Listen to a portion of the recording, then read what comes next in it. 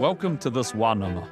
Tūturu is a space to hold robust and enlightening discourse, an in-depth, unapologetic and unforgiving wānanga, bringing together experts.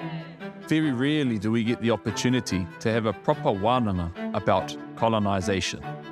It's like we're in an abusive relationship, a long-term abusive relationship with someone who has done us physical, mental, spiritual violence for 184 years. And we're sitting here saying, can we make the treaty relationship work? And it's like, well, kare, you need to significantly change and have this moment reckoning of who you are. Our topic today is colonisation, a massive subject, and we cover both what has happened in our own backyard and how our struggles here connects to our brothers and sisters abroad. We have with us in this wānanga Māori lawyer Dayle Takitimu, Māori researcher Tina Ngata, and human and environmental rights protectors Te Otane Huata and Bianca Ranson. All right, te whānau, let's get started. We are people that have been colonised super quickly. Like comparative internationally, we've been colonised super quickly. So within our living memory, I don't doubt that we could almost reconnect nearly everybody in this country, because we're talking only about 3 or 4 generations maximum from the urbanisation and those sorts of things. So I'm kind of like, why are you just saying it like, oh, that's the state of us and we're never going to be able to restore ourselves? Also this idea that we're static and that we are crystallised how we were found in 1840.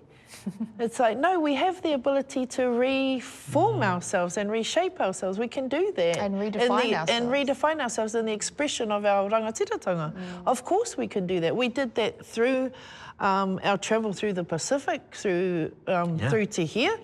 Yeah, I just think we need to understand our culture as having the right to be dynamic and not being stuck in how a coloniser has defined us. If we were talking, you know, 1,000 years in the way that colonisation has occurred in some other places, it will be a much, much bigger task. But in our living memory, we can connect a lot of people, and we've been doing that. We definitely need a lot of healing, and that healing requires us to be honest about the impact of that violence upon our people. That systemic violence upon our people intergenerationally has had a massive toll. We've had people, obviously, that don't want to even identify as Māori because their hatred of themselves and their whakapapa has been entrenched by a system that's told them to do that. And yeah, I think we need to be honest with ourselves about a lot of the behaviours that we have developed. What a cool way to start the wānanga. Colonisation is something that has happened to our people, but it's not who we are. A big part of this series is to help our people understand it, so that we're not shackled by the way colonisation has impacted us. Instead, we can understand it and use it as motivation to move forward, because we're still here. There's a massive resistance story in that. There's a massive story of strength in our survival, no doubt. But we've also picked up what I think are kind of trauma response behaviours, where we do a lot of lateral violence to each other now, and we mimic the coloniser in certain spaces, and we essentially turn around and start colonising each other by restricting our own people's ability to be free. Because we're now the boss, we've risen to the top, we're going to win capitalism, we're going to do better in that system. And I see that a lot amongst our communities. It's hard to see, it's hard to experience, it's hard to say, because you never want to be like detracting or talking down about our people. But we have to have the courage to be honest about the fact that 184 years of violence intergenerationally on your people is going to have an impact. It has had an impact. There's multiple ways that now shows itself. I mean, we're talking about our populations that had in our cellular memory our tipuna shot at point blank range, lined up and shot at point blank range by the constabulary. And in places that they did that, in some places in the King Country where they did that, they lined their children up to watch that. So that would be implanted in their mind what it meant to be in rebellion and what the cost of that would be. Of course, those people turned around from there to keep their children safe. You're going to go to one of the native schools, you're going to learn English. We're going to keep you safe by making you able to have that kind of immunity shield within that system. We developed a multitude of responses to that extreme violence. And the thing about this kind colonialism doesn't talk about scorched earth, doesn't talk about the rape of our women, the rape of our children. They don't even like saying the word. They always say the word that's what happened to our people at Te Tarata, at Pukehinehina, those sorts of battles that we had to keep our own tapu safe. And yeah, there's been an impact on our tapu, and we're seeing that in our populations at the moment. And that's going to take a lot of courage and a lot of expertise to address that. I just want to quickly step in here, and I want our listeners to be aware, especially if you're new to this decolonisation journey. It is frustrating, it makes you angry, and it's so easy to get down about it. It's really important though that you hang in there, that you hold your cool and use it as motivation to empower each other. Just because it happened to us doesn't mean we're going to stay that way. I just get frustrated, I think, at the whole, oh, this is where we are in 2024 and so many of our people don't know this, so, oh, well, that's our entire reality's changed. It's like... No, that's a colonial fiction. It's a functional colonial fiction to tell you that your colonisation is irretractable, that your colonisation is complete and that you can't undo it. Like, that's a complete colonial fiction that functions to make you sit back and go, well, there's no point me fighting for it then, because this is just who I'm always destined to be, is this product of the colonial process. But the other part of that also is because so many of our whānau, in the absence of anti-colonial analysis and anti-colonial critique, so many of our whānau take it upon themselves that there's something wrong with them. Yeah. You are, like what's happened to you and your access pathways and all of those things are an absolute, in fact, it's not only just that there's nothing wrong with you, that is a very natural consequence of going through colonisation. You're actually exceptional for standing here today, for having survived it. You and your tipuna are exceptional that you're still standing here today as a legacy. So e hoama, if you are struggling with your identity, if you're disconnected from your culture and your language, if you haven't yet connected with your waters and your maunga, kei te pai. You and your whānau are not to blame for this, and there is still a whole lot of time and more opportunity to change things. Just even talking about the emancipation of the mind, it's like, I don't even entertain the relationship. One side of it has been built on lies. The trust has been broken. The contract has been broken. And we're at this kind of peak of far-right politics that are happening right now. I'm not going to engage with that anymore. There was co-governance. How generous was co-governance? What a generous gesture, considering what is insensitivity, considering what tino rangatiratanga actually means. That was very generous. Why are we not able to move away from that and be moving towards the expression or the attaining of our mana motuhake, the expression of courage, of tino rangatiratanga. That's a part and keep on getting pulled down into this vacuum that no matter if it's left wing, right wing, there's a minor tilt. All the wings. It's in the same direction. That's a part of the that's a part of the mahi though, right? That's a part of the wānanga that, because like, we were just saying, it's a grim sophistication, but the colonial machine has become very sophisticated in how it mimics us to create you know, what some people would say a simulacra or a doppelganger of liberation, but it's not that. It still sits within an ultimate authority that can determine your ability to make a decision about whether you live in connection to your taiao. If there's one thing I think for us as a nation that we really have batted above our weight at, it's that notion of the liberal racism and the kind colonialism and the policies of assimilation. I mean, our policies of assimilation are like, we're top notch. Assimilation, essentially, is a tactic used by European settlers to convince Māori that their social constructs, belief systems, and resources were far better than ours. Over time, it has led us to believe that Indigenous systems have no place anymore. I absolutely feel the frustration about that. It's like we're in an abusive relationship, a long-term abusive relationship with someone who has done us violence, physical, mental, spiritual violence for 184 years. And their mates are the other abusers of our other Indigenous friends. And we're sitting here saying, can we make the treaty relationship work? And it's like, well, kare, you need to significantly change and have this moment reckoning of who you are.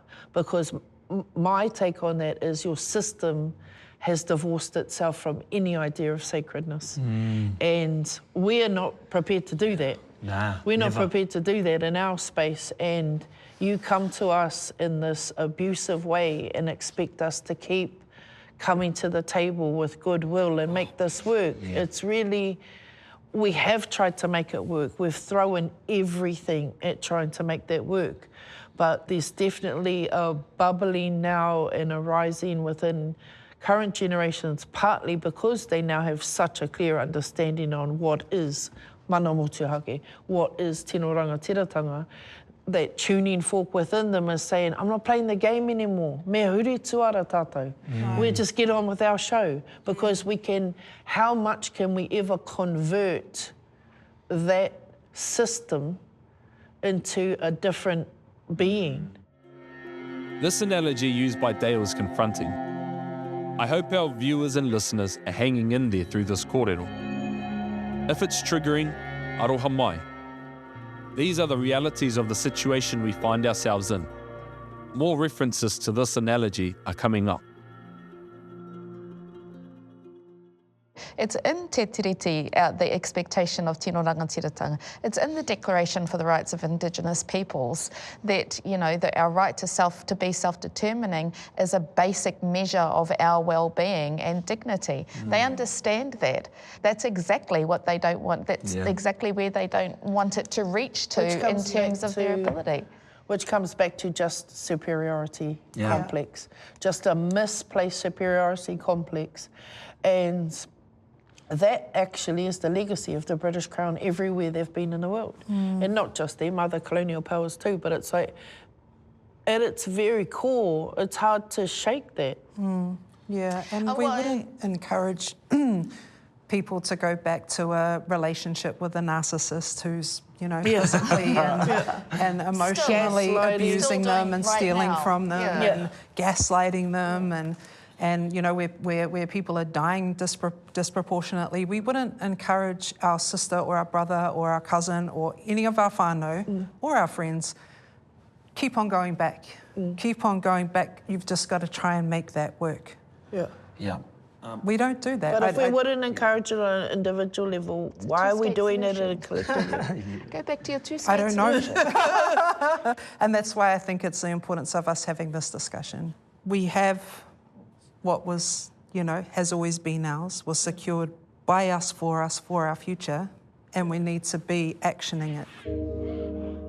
A common colonial viewpoint is that we should all be treated equally today. No special privileges for Māori. No special outcomes. We are all one and the same. These people are forgetting that the majority of our lands were taken. Our language and culture were beaten out of us. We were incarcerated for failing to adapt fast enough. And all of these things are still living experiences. They're not just a part of our history. So, If the shoe were on the other foot, would they forgive us for doing that to them after 184 years?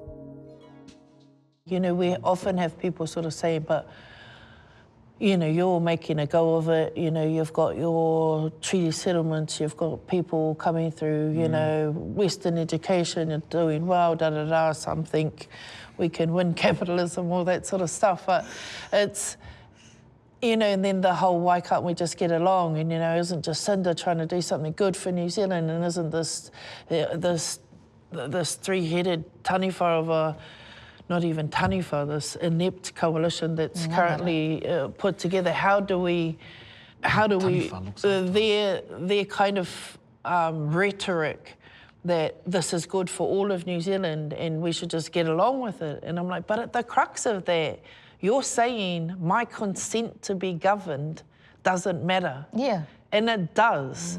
Consent absolutely matters. It's the only thing we've, you know, for me it's like, it's, again, that's the crux of tino rangatiratanga for me, is that we have the right to say yes or no. We have the right to make our own fully informed decisions about that, and we have the right to say what we will or won't consent to.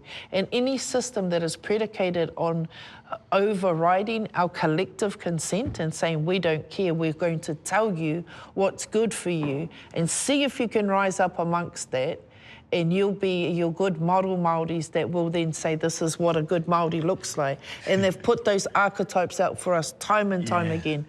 And they put it out for us to weaponise against us. Yeah, but it's also, it's again with the violence on the soul, it's to say if you don't fit those frames, you're inherently bad, you can't make a go of it, you're a failure in the system. But all of it denying the fact that my consent has never been given, then I'm like, why is it other people in this, in a global stage, why is their consent better than mine? Why is their consent more valued than mine? Why is their consent considered necessary and my consent is considered optional? And again, we just get back to the race thing. It's the most systemic, the junction is the most systemic racism you can find. That ultimately your free will and your consent doesn't matter. And this entire system is based on that. Until we can unrest that and say, well, we no longer give our consent. We're not even playing the game anymore. We're not interested in that. That will create a problem.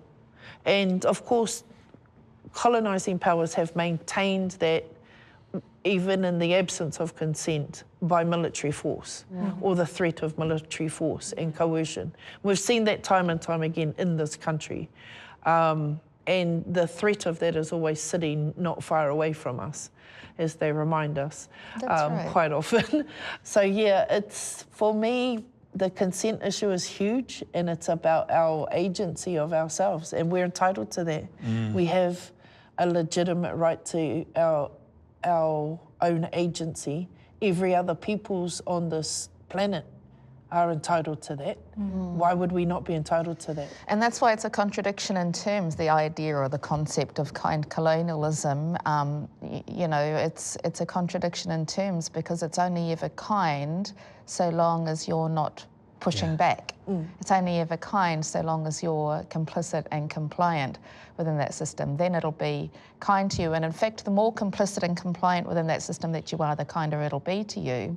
But as soon as you start pushing back on it, it's not kind anymore. And we'll see that even within the very liberal racism. You know, that's the thing, is that liberal racism is only ever a veneer, and beneath that is the violence, is the maintained violence. Beneath the veneer of kind colonialism in Aotearoa is a militarised police state, is hyper-incarceration, is, you know, the theft of children out of the arms of their parents. One of the really important things that we should probably unpack is the way Māori language and culture have been incorporated into law and policy in this country over the years.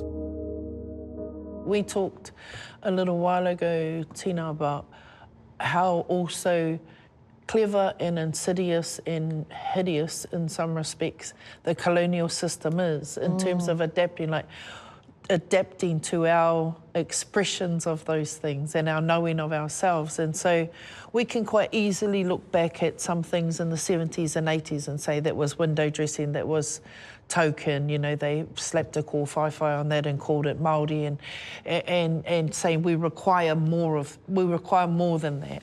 And then in response, the system has turned around cleverly and given more, but not much more, like not meaningfully more, but they've dressed things up differently, changed the gift wrapping, and they've entertained us by these long processes, the complicated processes that we then get sidetracked into, as feeling like that's an expression of rangatiratanga, or that's a space to reclaim that.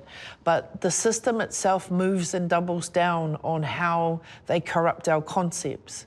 So then we're always trying to sort of outrun that a little bit, to say, hang on, you know, we call the government to account, obviously, on a regular basis, everyone around this table and heaps of others, to say, that's not it, it doesn't look like that.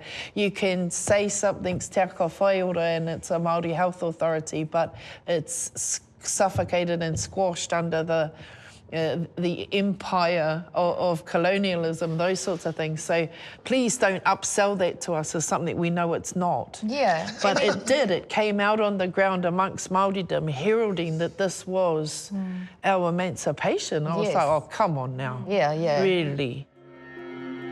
Like it or not, Māori are colonised. More and more of us are on a journey of becoming more aware of how colonised we are and trying hard to limit this way of being. This takes time, a lot of work, and confronting some really uncomfortable truths about ourselves. You know, us as Māori are constantly, and I'm sick of it, are constantly acting in good faith, are constantly expected to be the one to act in manaakitanga, when every single instance we have been stood on. Really, we need not only the buy-in from those that are most vulnerable in our community, where they are looking at how they can put food on the table, bring them along the journey. We've actually got to bring those ones who have been elected in our iwi to actually be strong enough to say, I don't want to be part of the furniture that they've created for us. I don't want to take the crumbs that we can get. We don't want those scraps. Actually, we want some meaningful, equitable outcomes for our people. Our mana has been stood on. It cannot be taken away, but it can be stood on. And I think that's had a accumulating effect over generations, and I had enough. Across the globe, Indigenous peoples have begun to rise. Social media has given us the opportunity to connect more. We saw this in movements like the Dakota Pipeline, Mauna Kea, Ihu Mātau here in Aotearoa, right through to more recently, the people of Palestine and the Kanak peoples. There is an uprising, and although the peoples are different, the struggle is the same. I think what also you're all alluding to, and I think we know, is that here in Aotearoa, while we deal with our coloniser in Wellington, and that's problematic, what we also know is Wellington is not completely in charge of Wellington. And there's an entire global power structure behind that. There are some things that even if you were managed to convince around the table in Wellington, they would not be allowed to agree to, because the global power structure would see that as a precedent for Indigenous people that would not be tolerable. And so you get this at an international level, because a lot of people are like, oh, why are you talking about the UN? And why does it matter about this international law? Because that's actually who's holding the puppet strings of a lot of this stuff.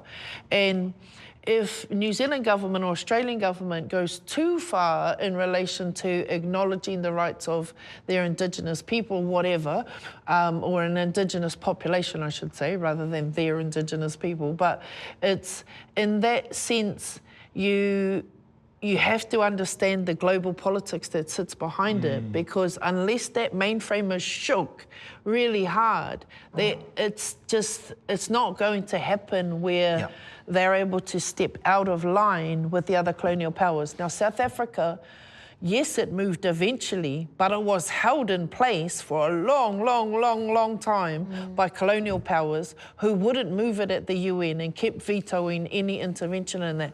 Palestine's exactly the same. Why are they not moving in on Israel? Because Israel is them. Israel looks like every other colonizer we know and can recognise. And if they move in on that, what does it say for the Indigenous populations that we've got here? And so I guess the complication of that is that Wellington is not fully in charge of Wellington, and understanding that some of that that global politic will always limit what we can achieve domestically in terms of the expression of our rights. Yeah, and so this is why when I asked my iwi and our huia motu the other week, what is tino rangatiratanga to you?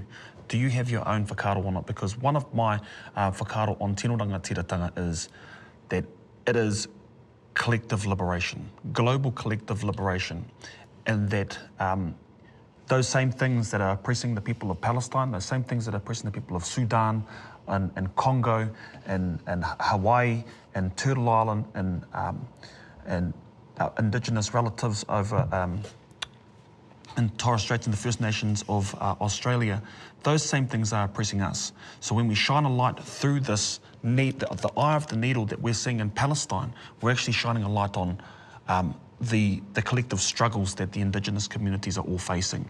And so that's a reason why we can't just focus on our own backyard, because as you say, those decisions aren't necessarily all going to be made by Wellington. 2024, I do think there's definitely tangible, palpable rising of Indigenous people and Indigenous energy at the moment across the globe. I think we're feeling that a little bit here in Aotearoa in terms of our dissatisfaction with the status quo. That's been a cumulative thing over many years, where we've seen our tipuna, right through to recent generations attempting in their ways and their times to shift things or to hold a ground, and we're just getting to that point like that's been tried, we're fed up. America is having, and particularly the young people of America, are having this huge consciousness raising right now and awareness that it doesn't matter if they vote Democrat or Conservative, they're voting 100% genocide to uphold the settler colonial global project, which the New Zealand government has signed up to. We sent troops to the Red Sea. And so we need to understand the global project that is going on, and also, in terms of the connections and the swapping notes of liberation, of resistance, of the decolonization that we're seeing throughout Africa, through the examples, Palestine at the absolute tip of the spear of settler colonial violence and genocide right now, is informing the world. So yes, people's minds are constantly being emancipated, and when they have this desperate attempt to continue to uphold a system that is destined, there's no way that it is compatible with a livable future. It is coming to an end, and that's why it's extremely violent. But what's happening is that it's lighting the fires of liberation across the globe. And when we're talking about, a police state or militarism, they can't actually control all of that at once. The violence that they can inflict is undoubtedly horrific, and we're seeing that play out in real time on our phones every single day. I just think that that right now is such a critical moment in time, and that we have to be brave and we have to be willing to step into what was secured for us, because I know that our survival depends on it. Not Absolutely, just for us as tangata whenua, but if people in Aotearoa can realise that unless you're part of those 311 families that hold all 80% of the wealth, you have more in common with us. You have more in common with the daily struggles of putting kai on the table for your whānau, putting a roof over your head. I think we're going to see a big kind of uprising and connection because of in particular what we're currently facing with the Treaty Principles Bill. And I think if people are disconnected, I think there is an understanding of a meaning of tino rangatiratanga, and we know that the redefining of the principles of the treaty and defining tino rangatiratanga to be around the individual is not the one. So I think it actually provides a huge opportunity for people to become a lot more aware and to connect, whether that's within the area that they're living or whether it's through the activism, the protest movement, the resistance, the work that's coming from academics, the podcasts, the social media, that will flood our spaces so much as we rise up in defence that it will allow a massive opportunity for our people to have accessible ways to be able to understand. Social media plays a big part in how we connect with other Indigenous communities across the globe. To share experiences, to raise awareness, to support each other. Indigenous peoples are using this as a very valuable tool. I agree with you that there's this, the veneer starting to slip off, this colonial experiment, the colonial method, the way it's rolled out internationally, and the way power is held at a global level, and therefore the way it's reflected within our spaces. Like even the idea, the concept of statehood, the way that they've crafted that, and it's fully self-serving, but for a long, long time, that's been really dismissed as these out-the-gate conspiracy theories, that can't possibly, because this is the status quo and this is the system. And I think, again, that point we were talking about in regards to Ani Mikaere makes it in a really articulate way in her writings about the really temporal nature of this system, this capitalist-based system that's come along, and the way that, just encouraging, I guess, us to see we've got a much longer history, and I no doubt we're going to have a much longer future. Whether some of that system's around for the sequel, I don't know, because some of it's just not sustainable, but the veneer's coming off the gaslighting now, and we're able to join a whole lot of dots. I think the independence of our voices and connectivity to each other is really central to that. Yeah. Where the government have controlled the education, the church and the media, again, that's, classic pedagogy of the oppressed, free air stuff about replacing a knowledge system with something that's completely manufactured. And we're starting now to get, not starting, it's been a long intergenerational pathway, but I think you're right, it feels like globally we're at the apex of this, where people's tolerance is over it, the planet's over it, and we now looking around like, you're a minority in this space. Your funky system that's hurtling us into the great economic and environmental collapse. Actually, you're the minority, and you shouldn't be allowed to hold that much power to do that, to throw us all down this into the space of crisis. So. There was a discussion I was having with our sister Betty Lyons, and she said, Tina, the most dangerous place and time in an abusive relationship is right before it ends. Yep. That's when the abuser becomes the most violent, the most dangerous, the most willing to throw everything it has at the wall to maintain its power and its power and domination over you, and we all need to be mindful of that as we're on our pathway to liberation. That we can't rely on the state to keep us safe in that space, because the state's there for that. That's the very problem. And so we do have to develop, as we move towards the fullest potential of tino rangatiratanga, that's going to require us to keep each other safe, to be mindful of our responsibilities in that space as well. But it's also, I liked what you were just saying, Sis, about the nature of the police state, and the militarised police state can't control an uprising that's happening everywhere. But that's also when the importance of the false narratives kicks in to try to quell you in another way, to stop you from uprising, to gaslight you into believing it, to make you believe that colonisation is a good thing. Why would you stand up against it? And so that, like, and that's also to cast us as violent, or cast us as rebelling against. And it's like, your system has been violent every second, every minute, every day that you've been on this whenua. And you want to turn around and call our restoration of peace here the problem.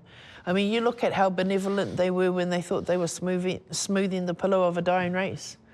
And then the uprising of the land wars, Bastion Point, they moved the military in. Hell yes, they were scared that was going to fuel an uprising. They sent 100, you know, police officers, a helicopter, 7 police boats into a tiny bay on Waiheke. You know, because we were standing up for Te Taiao. But I was just going to kind of just go back to a little bit of Palestine again. But and just about settler colonial violence and militarism and police, and you know, there's a population of 2 million people that are living under siege in a open-air concentration camp with, you know, F-35s, which cost $2 trillion to build the first one, with hundreds of billions of dollars that are trying to kill the resistance.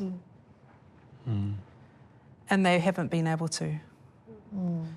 You know, there are 30,000 people, 30,000 civilians that have died in Palestine, but they will never be able to kill Palestine. They will never be able to kill the resistance, no matter how many billions they throw at it, and cowardly acts of bombing, you know, a population with no kai, no water, that can't escape. They will never actually be able to defeat Palestine. So there's a lot to be hopeful about. There is so much movement, and our children think differently from the way that we think. In fact, many Pākehā children think very differently from the way that their parents think. So there's a lot to be optimistic about. I just think we're at one of those flashpoints in our history where we're saying, we want to be part of something that's organically been ours, and our birthright and our entitlement. That's how we see the future going forward for our mokopuna. And this ego and empire and extraction buzz you all been on, we're over there. We're well over there. Generations and generations have been faced with that tension. What I'm stoked about in 2024 is there's still an active tension. I'd prefer the other side wasn't quite as positioned as they currently are, but at least there's an active tension, and we haven't all surrendered from that ideal that we can do things materially different, and we have a legitimate right to do it. And we see again throughout history the wrestling of that and the pulling of that tension. And I think partly understanding where we fit into this, where we fit in our part of the struggle is important.